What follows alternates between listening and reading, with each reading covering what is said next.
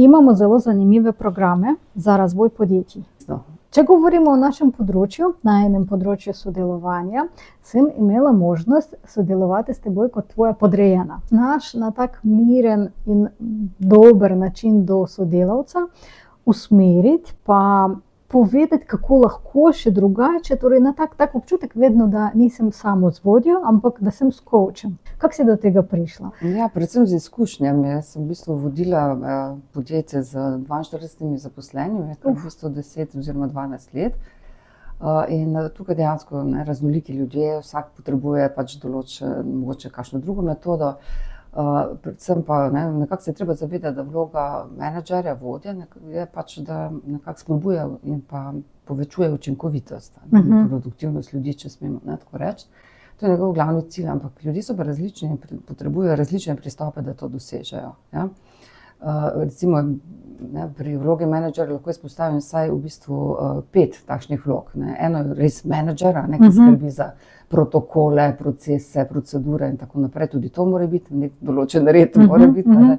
Potem je vodja, ki navdihuje, ki pač v bistvu predvsem ves čas mora ljudem predstavljati, kaj je vizija, v bistvu njegovega oddelka, podjetja, kakorkoli že. Potem v bistvu zelo popularna oziroma zelo potrebna danes so pa predvsem tudi vloga mentorja, se pravi menedžer v vlogi mentorja. Zdaj mentor kaj dela? Mentor pravzaprav daje tudi nasvete, daje tudi v bistvu pokaže, kako se kaj naredi. Tako da je to. Potem je seveda v vlogi coacha.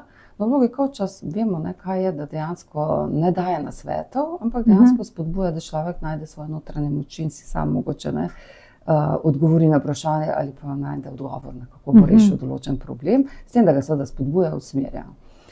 Potem je še tudi v bistvu, bom rekla, vloga trenerja, tudi to mora v bistvu menedžer včasih upraviti. To gre pa v bistvu dobesedno za trening. Recimo, kakšen nov sistem se vzpostavi v organizaciji in ga dejansko pove, kako in kaj se bo s tem sistemom sedaj ljudje lahko pomagajo. In podobne stvari. Tako da v bistvu najmanj teh, bom rekla, 5 vlog ima v bistvu menedžer. In zdaj po moje, v zadnjem času opažam, da v bistvu ljudje rajši delajo za tistega menedžerja, ki je tudi v vlogi ali pa pretežno v vlogi coacha. Vsakdo želi v bistvu rasti pri delu, vsakdo želi se kaj novega naučiti in če mu lahko coach oziroma vodja pri tem pomaga, je to v bistvu res eno veliko zadovoljstvo na obeh straneh. Tako da na ta način in vidim, da coaching deluje tudi dolgoročno, se pravi, da gre bolj za trajnostni razvoj ljudi, če uporabimo coaching pristop. Ker s tem, ko v bistvu najde posameznik sam odgovor v sebi, dejansko v bistvu potem sprejme tudi nekako lastništvo nad tem, oziroma bomo rekli, sprejme tudi odgovornost, da bo to naredil. Tako da se mi zdi to res tako učinkovit pristop. Je pa res, da vzame mogoče malo več časa in zato ga menedžerji včasih tako ne radi uporabljajo, ker pravi, nimamo časa. Kot traje nekaj avtoritarnega. Ja, ampak mislim, da v ozadju tega ni, da nimajo časa ali pa še drugi izgovori, koliko imamo mailov, pa koliko tega, pa koliko sestankov. Pa v bistvu, da vse skupaj gre v eno samo, v bistvu odgovor, predvsem to, da enostavno ne znajo izvajati coaching. Vodja naj bo tudi coach. Ti prakticiraš to in imaš izkušnjo s vodenjem.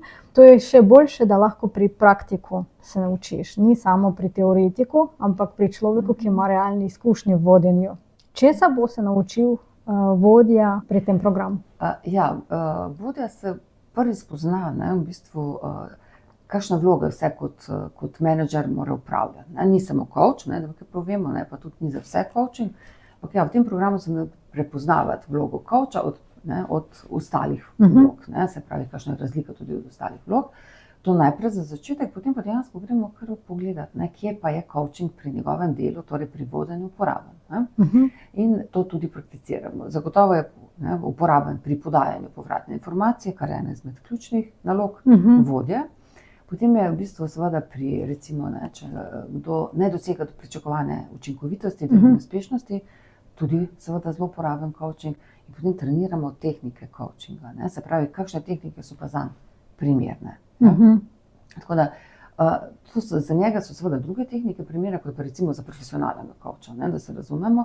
v bistvu, ker je to del njegove vloge, ki je ne opravlja zdaj 24 ur na dan, ampak ja, v bistvu naj bi jo pa čim več opravljal, ravno zaradi tega, ker smo ugotovili, da coaching v bistvu zelo učinkovit in daje trajnostne rezultate. Lahko tudi en primer povem, ljudje, ali pa vodje, ki se utepajo oziroma se zelo borijo, da ne bi uporabljali coachinga, mogoče tudi zato, ker ga še ne znajo, imajo ponavadi kar tako hude težave z zaposlenimi v smislu, da jih nenehno sprašuje, kako pa to narediti, kako pa to narediti, kako to narediti in tako naprej. In njemu zmanjka časa, da bi na vse ta vprašanja odgovoril. In velikokrat potem imamo opravka s tako imenovanim monkey managementom, ki nima časa, da bi odgovoril. Ravno o tem sem pomislila. Ja, in dejansko potem sam opravi, ker se mudi. Ampak to je začaran krog, tako ne bo nikoli ven prišel. Tako da se je treba vzeti čas pa opolnomočiti ljudi. V bistvu coachinga je, da jih opolnomočimo. Ja? Pa hkrati tudi, da čim manj svetujemo pri tem. To pomeni, da v bistvu, kot sem že prej rekla, posameznik bo veliko bolj prvič vesel, drugič pa tudi, ko bo sam našel odgovor na določen problem, bo ponosen nase in bo to tudi takoj udejanil. Če bomo pa mi rekli, zdaj pa tako naredi, bo to doživel kot ukaz in po ukazu se ponavadi malo upiramo, ne najdemo tistega notranjega motiva, da bi to izpolnili, ko pa sami pridemo do rešitve, seveda to naredil, to sem jaz izumil, meni se je to priblisnilo v možganih in tako naprej. Tako da, in to je to se mi zdi izjemno pomembno. In se pravi, dolgoročno daje rezultate, res pa je, da na začetku mogoče zahteva malo več časa. Da se naučimo? Da se naučimo, ja. To pomeni, da se naučimo to prvič izvajati, pa da si upamo to tudi izvajati. A veste, v bistvu tudi to je, zanimivo je to, da eni menedžerji so še vedno prepričani, da je njihova vloga v bistvu direktiva, se pravi, biti direktiven, avtoritaren in tako naprej, vendarle pa v bistvu ne, njegova vloga je, da razvija svoje zaposlene, ker bo potem tudi on lažje živel. Jaz se tako vedno predstavljam, pa tudi skušam razložiti ljudem. V bistvu, kam investira v bistvu svojim coachingom? Recimo, da je čas in tehnike, ki jih mora poznati za coaching, dejansko v bistvu investira v svoje ljudi. Ampak to je njegova, v bistvu, to je njegovo premoženje, praktično, ki lahko tako vzamemo. V bistvu ti ljudje bodo potem prinesli dodatno, bodo povrnili to investicijo. Na ta način v bistvu mora gledati. Investicija se vedno povrne, vendarle pa ne takoj mogoče, ampak pač na dolgi rok pa, mislim, niti ne tako dolgi rok, ampak mora si upati to početi. Je pa še mogoče tudi treba povedati pri tem, da niso pa vsi ljudje, temu rečemo, coachable. Ja, to je tudi majčkeno odvisno od zrelosti posameznika, torej zaposlenega recimo. Zdaj, če posameznik na predvsem nizki stopnji nekega razvoja oziroma znanja tudi, ki ga potrebuje za delo, potem dejansko ta coaching pristop verjetno ne bo najbolje deloval, takrat on rabi mentorja, mentorsko vlogo, takrat se recimo vodja gre v mentorsko vlogo in v bistvu potem s časom lahko pride do te coaching vloge.